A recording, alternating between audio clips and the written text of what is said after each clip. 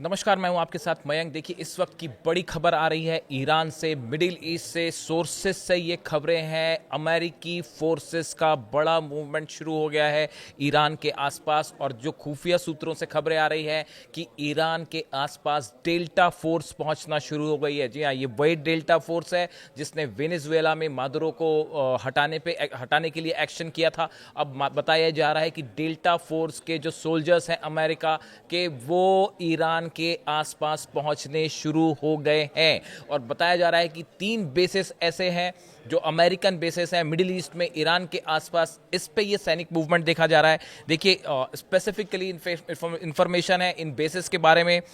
एयरबिल airbase ये Iraq में है। अमेरिकी सेना द्वारा हवाई अभियानों के लिए इसका उपयोग किया जाता है, विशेष तौर पर उत्तरी इराक और सीरिया में। देखिए, जो खबरें आ रही हैं उसके मुताबिक ये जो अमेरिकन फोर्सेस का मूवमेंट हुआ है वो ऐसे बेसिस पर हुआ है जहां पे अमेरिका के पहले से फाइटर जेट्स हैं, और इसका इस्तेमाल अमेरिका सीरिया पे करता रहा है। सीरिया पे जो है हमले के लिए इस्तेमाल करता रहा है, ताकि इस बात का लोगों को ज़्यादा जानकारी ना हो पाए कि ये मूवमेंट क्या ईरान के लिए है या किसी तरह का मिलिट्री मूवमेंट नॉर्मल है, इसकी जानकारी ना हो पाए। इसीलिए ऐसे एयर बेसिस पे ये मूवमेंट है जो कि इराक में है। खासतौर पर एरबिल एयर बेस है। देखिए, ये उत्तरी इराक और सीरिया के बॉर्डर के करीब है, और यहाँ से जो ऑपरेशंस है अमेरिका करता रहा है। हाल ही में जो सीरिया में स्ट्राइक्स हुई थी आइसिस के ऊपर, उस पर भी इस बेस का इस्तेमाल किया गया था। यहाँ से कुर्द जो लड़ाके हैं उनके ऊपर भी हमला करने में इनका इस्तेमाल होता रहा है।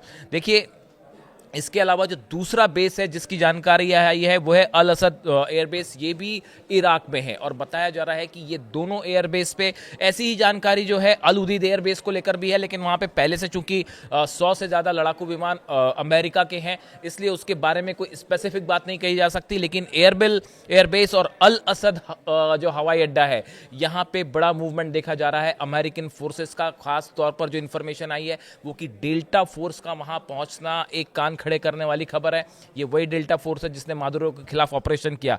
इतना ही नहीं, MH-60 ब्लैक हॉक्स और MH-47 चिनूक हेलीकॉप्टर्स जो हैं, इनका मूवमेंट भी इराक में अमेरिकन बेसिस पर सुनने को आया है।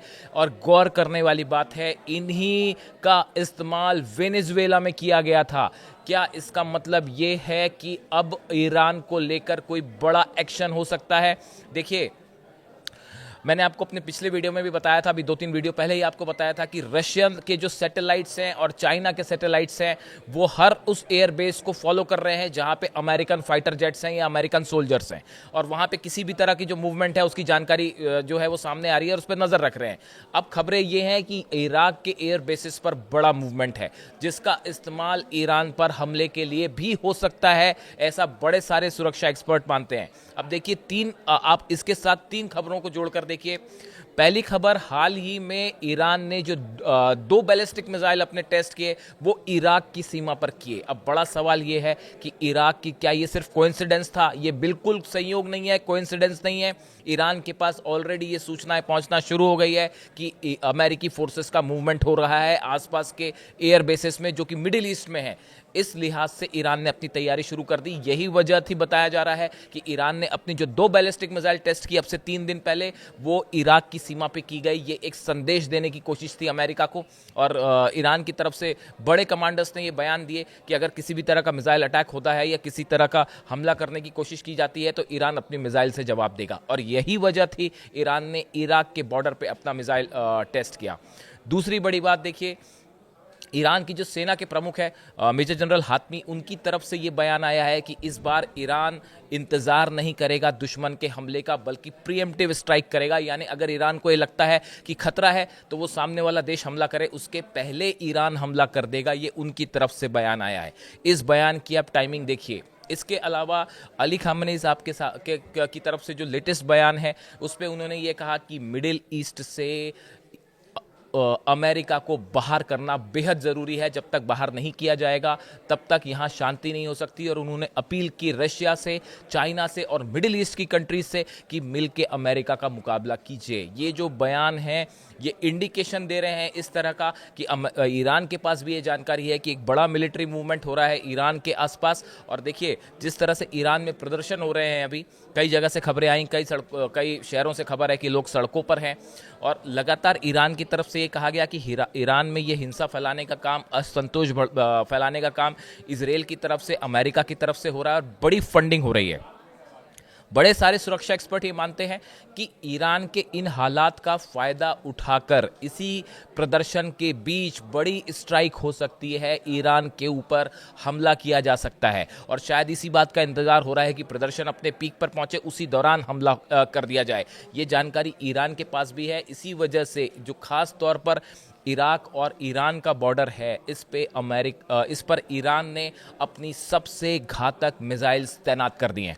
और सब के सब, जैसा कि पहले कहा गया, ईरान के सभी कमांडर्स की तरफ से कहा गया, अली खामेनी साहब के जो एडवाइजर्स हैं उनकी तरफ से ये बयान आए। उसके बाद अमेरिका के जितने एयर बेसेस हैं सब पर निशाना साधते हुए लॉन्च पैड पर मिसाइल्स तैयार हैं। और अब ये भी खबरें हैं ईरान से कि अब तक ईरान ने जिन मिसाइल्स का इस्तेमाल नहीं किया या 12 दिन की जंग के बाद जो नई मिसाइल्स तैयार की गई हैं उनको भी डिप्लॉय कर दिया गया है। यानी पिछली बार हमने जो मिसाइल्स देखी जो इजराइल पर गिरी थी, फतेह 2 मिसाइल, खुर्रम शहर मिसाइल, सेजिल मिसाइल, इसके अलावा भी कुछ मिसाइल्स का इस्तेमाल ईरान कर सकता है, खास तौर पर अमेरिकन बेसिस के लिए। और इराक के बॉर्डर पर खास तौर पर जो नजरें जमी हुई हैं वो इराक के बॉर्डर पर जमी हुई हैं।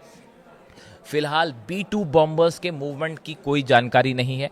B-2 बॉम्बर्स को लेकर कोई डेवलपमेंट की कोई खबर नहीं है। लेकिन F-35 जेट्स, इसके अलावा मैंने आपको जो 2 नाम बताए, MH-60 ब्लैक हॉक्स हेलीकॉप्टर्स और MH-47 चिनूक हेलीकॉप्टर्स, इनका मूवमेंट इराक में हुआ है।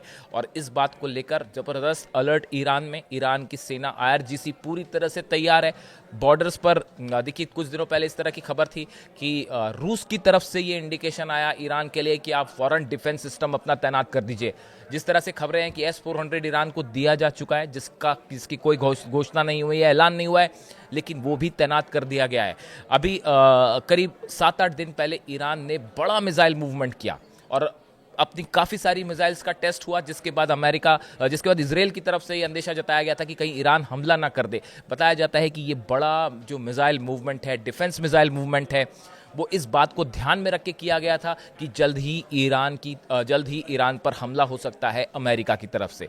ये KGB की तरफ से, रशियन एजेंसीज की तरफ से भी इस तरह का इनपुट था। अब चाइना की तरफ से भी इस तरह के इनपुट आने शुरू हो गए हैं कि जल्दी ईरान पर हमला हो सकता है। और ख़ास तौर पर नज़रें जमी हुई हैं अमेरिकन फोर्सेस के मूवमेंट पे। बताया जा रहा है बड़ा मूवमेंट, और अगले 48 घंटे बेहद इम्पॉर्टेंट है। इसमें हमला होता नहीं होता वो तो एक बात है ही, लेकिन ये बात भी तय हो जाएगी कि क्या ये अमेरिकन फोर्सेस का मूवमेंट किसी खास उद्देश्य के लिए है, किस तरह का ऑपरेशन। देखिए जब भी किसी भी मिलिट्री का मूवमेंट होता है तो वो मिलिट्री का मूवमेंट किस तरह का है, क्या अमेरिकन नेवी के जो एयरक्राफ्ट कैरियर्स हैं क्या वो भी मूवमेंट करते हैं ईरान की तरफ, कितनी फोर्स मूवमेंट करती है, कौन से हथियारों का मूवमेंट है, कौन से फाइटर जेट्स, हेलीकॉप्टर्स का मूवमेंट है, ये इस बात को बताते हैं कि किस नेचर का ऑपरेशन हो सकता है। इसीलिए इस पूरे हालात पर जो है वो सैटेलाइट्स नजरें गड़ाए हुए हैं। और जो लेटेस्ट इन्फॉर्मेशन जो मैंने आपको बताई कि डेल्टा फोर्स का मूवमेंट एक बड़ी खबर है। डेल्टा फोर्स हमेशा अमेरिका की तरफ से बड़े ऑपरेशंस को अंजाम देती रही है, और ईरान की सारी मिसाइल्स लोड मोड में है, तैयार मोड में है। यानी अगले 48 घंटे कोई बड़ा डेवलपमेंट हो सकता है ईरान पर। इस पर हमारी नज़र बनी रहेगी, जो भी अपडेट आता है आप तक पहुँचाएंगे। Thank you so much.